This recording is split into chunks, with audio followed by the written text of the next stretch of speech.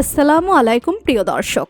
বর্তমান সময়ের সবচেয়ে জনপ্রিয় ইসলামিক বক্তা মাওলানা মিজানুর রহমান আজহারীকে তো দেশ বিদেশের সবাই চিনেন, তবে আপনারা কি তার আসল পরিচয় জানেন? মিজানুর রহমান আজহারী কিভাবে হয়ে উঠেছেন বাংলার মানুষদের কাছে এতটা বিখ্যাত, যার আলোচনা শুনতে লাখো মানুষের ভিড় দেখা দিত সবসময়? কিন্তু এই মিজানুর রহমান আজহারীর ব্যক্তিগত জীবন সম্পর্কে আপনি কতটুকুই বা জানেন? তার পরিবারে কে কে রয়েছে?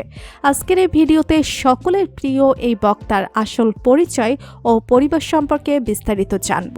তাই ভিডিওটি শুরু করার আগে চ্যানেলটি সাবস্ক্রাইব করে শেষ পর্যন্ত দেখতে থাকুন। সুপ্রিয় দর্শক, মিজানুর রহমান আজহারী হলেন বাংলাদেশের একজন জনপ্রিয় এবং ইসলামের প্রচারক। শুধু তাই নয়, তিনি একজন বাংলাদেশি ইসলামী বক্তা। আজহারী একজন ইসলামী আলোচক হিসেবে বাংলাদেশ ও অন্যান্য বেশ কয়েকটি দেশে জনপ্রিয় এবং একই সাথে সমালোচিত মধ্যমপন্থী ইসলামী আলোচক বলে দাবি করেন। তার এই জনপ্রিয় ইসলামিক বক্তৃতার কারণে তিনি বাংলাদেশের মানুষের মন জয় করতে সক্ষম হয়েছেন অল্প সময়ের মধ্যেই, এবং তিনি ইসলামের সঠিক পথ দেখানোর মাধ্যমে বাংলাদেশের মানুষের হৃদয়ে স্থান করে নিচ্ছেন। তাই অনেকে মিজানুর রহমান আজহারী সম্পর্কে বিস্তারিত জানতে চান।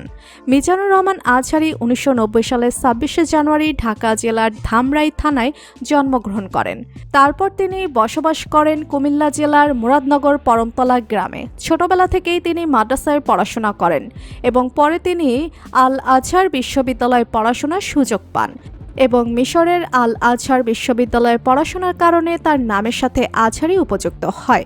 মিজানুর রহমান আজহারী 2004 সালে দাখিল ও 2006 সালে আলিম পাশ করেন।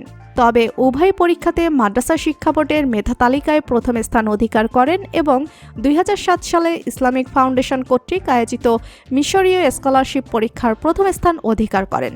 তারপরেই তিনি মিশরের আল আজহার বিশ্ববিদ্যালয়ে তাফসিরুল কুরআন ভিত্তিক বিজ্ঞান বিভাগে পড়াশোনায় অধ্যয়ন করেন এবং সেখান থেকে গ্র্যাজুয়েশন শেষ করে মালয়েশিয়া আন্তর্জাতিক ইসলামী বিশ্ববিদ্যালয় থেকে এমফিল ও পিএইচডি অর্জন করেন। তিনি ইসলামিক গজল ও কেরাত দিয়ে 2010 সালে তার কর্মজীবন শুরু করেন। এরপর 2015 সালের শুরুর দিকে তিনি ওয়াজ মাহফিল দিয়ে কর্মজীবন শুরু করেন। মিজানুর রহমান আজহারীর পিতা একজন মাদ্রাসা শিক্ষক এবং মাতা একজন গৃহিণী। আজহারী 2014 সালের 29শে জানুয়ারি বৈবাহিক সম্পর্কে আবদ্ধ হন এবং তার বর্তমান দুটি কন্যা সন্তান রয়েছে। বাংলাদেশে তিনি যেখানেই মাহফিল করতে যেতেন সেখানেই লাখ লাখ মানুষের ভিড় দেখা দিত। তার ওয়াজ শুনতে জড়ো হয়ে যেত ধর্মপ্রাণ মুসলমানেরা। তবে জনপ্রিয় হয়ে ওঠার সাথে সাথে তার সামনে বাধা আসতে থাকে। 2020 সালের ফেব্রুয়ারি মাসে বাংলাদেশ থেকে মালয়েশিয়া চলে যাওয়ার ঘোষণা দেন মিজানুর রহমান আজহারী। তবে তার দেশ ছাড়ার প্রসঙ্গ নিয়ে একাধিক সূত্রে জানা যায়, 2020 সালের জানুয়ারি মাসে আজহারীর এক মাহফিলে 12 ভারতীয় নাগরিকের ধর্মান্তরের একটি ঘটনা নিয়ে ব্যাপক আলোচনা সৃষ্টি হয়।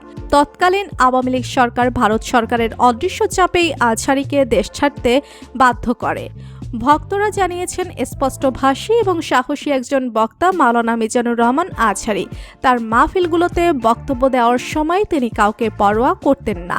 তাছাড়া তার বিভিন্ন মাহফিলে এসে অসংখ্য বেধর্মী ইসলাম ধর্ম গ্রহণ করতেন। মাওলানা মিজানুর রহমান আজহারী শুধু তৎকালীন সরকারের জন্যই আতঙ্কের কারণ ছিল না, অসংখ্য ভণ্ড পীর মুরিদদেরও চক্ষুশূল ছিলেন। তারাও বিভিন্নভাবে তাকে ওয়াজের ময়দান থেকে দূরে রাখার ষড়যন্ত্র করেছিল সে সময়। এছাড়া দেশ বিদেশের বিভিন্ন প্রান্ত থেকে মানুষ এসে মাওলানা মিজানুর রহমান আজহারীর আলোচনা শুনতেন। এমনকি বাংলাদেশে এসে অনেক ইসলাম ধর্ম গ্রহণ করেছেন, যে কারণে আন্তর্জাতিক চাপের মুখেই তাকে দেশছাড়া করা হয়েছিল। তবে 2024 সালে দেশ স্বাধীন করেছে শিক্ষার্থীরা ও সাধারণ মানুষ। শেখ হাসিনা সরকার দেশ ছাড়ার পরেই আবারও নিজ দেশে ফিরেছিল আজহারী। তবে কিছুদিনের মধ্যে জরুরি কাজে আবারও দেশ ছাড়েন। এখন তিনি দেশে স্বাধীনভাবে ওয়াজ করতে পারবে আবারও, তাই ফিরে আসবে বলেও জানিয়েছেন। তো প্রিয় দর্শক, মিজানুর রহমান আজহারীকে আপনাদের কেমন লাগে কমেন্ট করে জানিয়ে দিন এবং তাকে ভালোবাসলে আমাদের চ্যানেলটি সাবস্ক্রাইব করে সাথেই থাকবেন। ধন্যবাদ।